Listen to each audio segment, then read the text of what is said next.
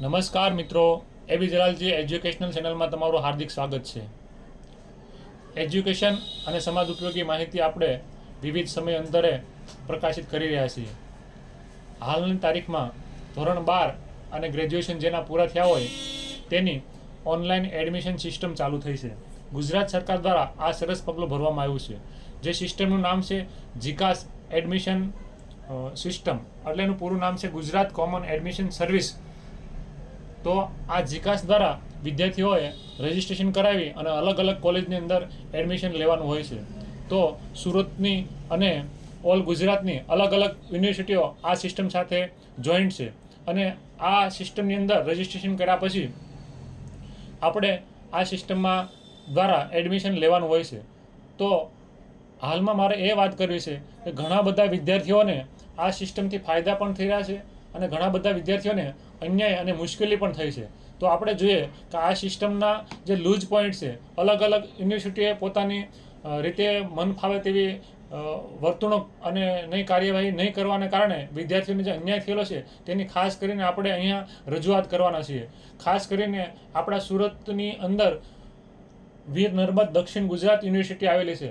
આ યુનિવર્સિટી એવી છે જેનું ઘણું સારું નામ છે, પરંતુ આ જીકાસ સિસ્ટમની અંદર એ યુનિવર્સિટી દ્વારા અલગ અલગ માહિતી અને ગાઈડલાઈન વિદ્યાર્થીઓને પૂરી ન પાડવાના કારણે જે સારા અને હોશિયાર વિદ્યાર્થીઓ છે તેને પોતાની મનગમતી કોલેજમાં એડમિશન મળ્યું નથી, અથવા તો એ વિદ્યાર્થીઓ એડમિશનથી વંચિત રહી ગયેલા છે. ત્યારે આવા વિદ્યાર્થીઓ દ્વારા VNHU યુનિવર્સિટીના કુલપતિને એક લેખિત રજૂઆત કરવામાં આવી હતી. તે રજૂઆતના મુદ્દાઓ આપણે અહીંયા જોઈએ.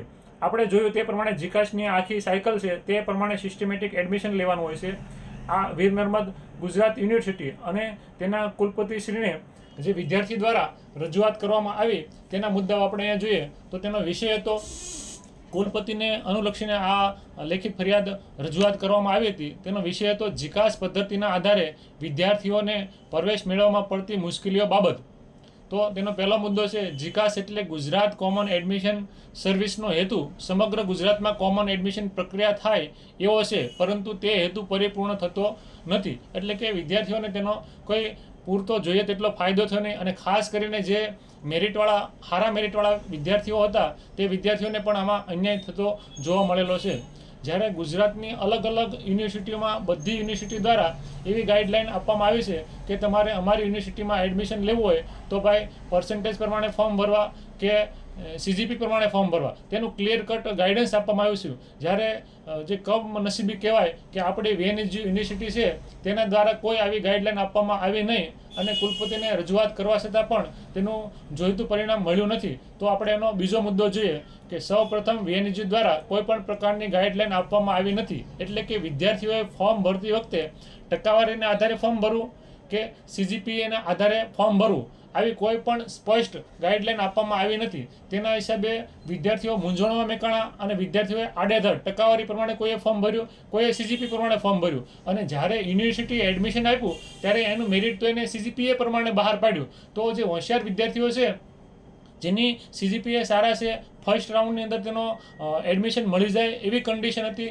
તે વિદ્યાર્થીઓ ટકાવારી પ્રમાણે ફોર્મ ભર્યું અને એ વિદ્યાર્થીઓને ફર્સ્ટ રાઉન્ડની અંદર કે ઘણા બધા રાઉન્ડ જવા છતાં તે લોકોને એડમિશન મળ્યું નહીં. અને જ્યારે તેને ખબર પડે છે કે મારું ફોર્મ જ ખોટું ભરાણું છે તો તે વિદ્યાર્થીઓ જે તે જગ્યા પર તેનું ફોર્મ વેરિફિકેશન કર્યું છે ત્યાં જાય છે અને તેની પ્રશ્નોત્તરી કરે છે કે ભાઈ અમારી શું મિસ્ટેક છે. તો ત્યારથી પણ તેને બરાબર પ્રત્યુત્તર આપવામાં આવતો નથી અને ત્યારબાદ આ કુલપતિશ્રીને રજૂઆત કરવામાં આવેલી છે.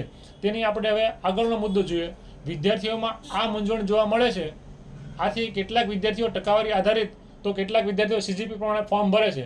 એટલે કે એ મૂંઝવણ છે કે ગાઈડલાઈન ન હોવાને કારણે વિદ્યાર્થીએ કેમ ફોર્મ ભરવું તે પણ વિદ્યાર્થીઓને પૂરી માહિતી નથી અને વિદ્યાર્થીઓ ગૂંચવાડે ચડેલા છે.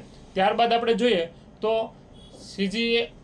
જીકાસ સેન્ટર પર જઈ અને જ્યારે વેરિફિકેશન વિદ્યાર્થીઓ કરાવે છે તે વેરિફિકેશન સેન્ટરમાં બેઠેલા વ્યક્તિઓને પણ પૂરતી તાલીમ ન હોવાને કારણે અથવા તો ખ્યાલ ન હોવાને કારણે ટકાવારી આધારિત ફોર્મ વેરિફિકેશન કરવું કે CGPA પ્રમાણે ફોર્મ વેરિફિકેશન કરવું તે કંઈ પણ માહિતી આપવામાં આવી નહીં અને ઘણી બધી કોલેજો એવી પણ હતી જેને ટકાવારી પ્રમાણે ફોર્મ ભર્યા છે તો તેને CGPA પ્રમાણે એને કન્વર્ટ કરી આપ્યું, પણ ઘણા બધી જગ્યા પર આ કાર્યવાહી થઈ નહીં અને તેના વિપરીત પરિણામો વિદ્યાર્થીઓ અત્યારે હાલમાં ભોગવી રહ્યા છે. તો આવી ગૂંચવાડાવાળી સિસ્ટમના પરિણામે ઊંચા મેરિટવાળા વિદ્યાર્થીઓ પ્રવેશ વંચિત રહી ગયા છે અને ત્યારબાદ ફેઝ 2 આવે છે, એટલે કે એડમિશન પદ્ધતિનો બીજો રાઉન્ડ ચાલુ કરવામાં આવે છે. તો જે વિદ્યાર્થીને આવી મિસ્ટેક થઈ હતી તો તેને બેક ટુ એડિટ કરી અને પોતાની ભૂલ સુધારવાનો મોકો જીકાસે આપ્યો, પણ ત્યાં સુધી પણ VNUG કોઈ ગાઈડલાઈન બહાર પાડી નહીં.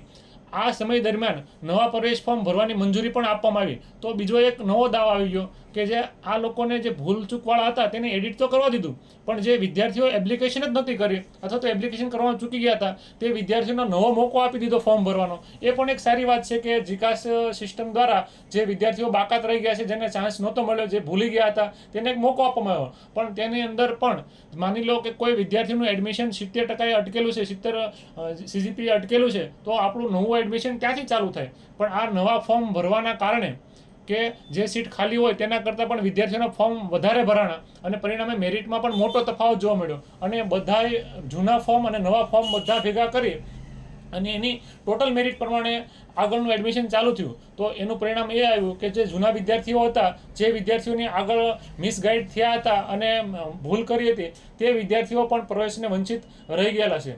આથી જે વિદ્યાર્થીઓ પ્રથમ રાઉન્ડમાં પ્રવેશથી વંચિત રહી ગયા હોય તેઓને બીજા રાઉન્ડમાં પણ પ્રવેશ મળ્યો નથી. અને આની વારંવાર માહિતી લીધી છે અથવા કુલપતિને ફરિયાદ કરી છે, રજૂઆત કરી છે, પણ તો તેનો કોઈ હકારાત્મક પ્રત્યુત્તર પણ નથી આપવામાં આવ્યો. આ ઉપરાંત જે આશ્વાસન મળવું જોઈએ તે આશ્વાસન પણ મળ્યું નથી. તેના દ્વારા આપણે જોઈએ કે VNUG દ્વારા ન મળેલી ગાઈડલાઇનના કારણે ઊંચું મેરિટ ધરાવતા વિદ્યાર્થીઓને પ્રવેશ મળ્યો નથી. આ ભૂલનો ભોગ બનેલા વિદ્યાર્થીઓ મનપસંદ કોલેજમાં પણ પ્રવેશ મેળવી શક્યા નથી. તો મારું તમને એટલું જ કહેવાનું છે કે આવી સરસ મજાની યુનિવર્સિટી છે, યુનિવર્સિટીનું નામ ઘણા આપણા ગુજરાત લેવલે ઘણું સારું છે. તો જે તે લાગતા વળગતા અધિકારીઓ, કુલપતિશ્રીને મારી નમ્ર વિનંતી છે કે આ અલગ અલગ ડિપાર્ટમેન્ટમાં જે એડમિશન કેવી રીતે લેવું, વિદ્યાર્થીઓ ગેરમાર્ગે ન દોરાય તેવી ગાઈડલાઈન વહેલી તકે બહાર પાડવી જોઈએ. અને આ જે અન્યાયનો ભોગ બનેલા જે પણ વિદ્યાર્થીઓ છે, જે ઊંચું મેરિટ ધરાવે છે, પહેલા રાઉન્ડમાં તેના એડમિશન પ્રાપ્ત થાય એવી કન્ડિશન હતી, તો એને એડમિશન આજે પ્રાપ્ત થયું નથી, મળ્યું નથી, તો તેવા વિદ્યાર્થીઓને અલગ કાઢી અને આ સિસ્ટમમાં સુધારો કરી અને તેને ન્યાય મળવો જોઈએ. તે વિદ્યાર્થીઓનું કેરિયર જોઈ કેરિયર સુધારવું જોઈએ. જય હિન્દ, જય ભારત.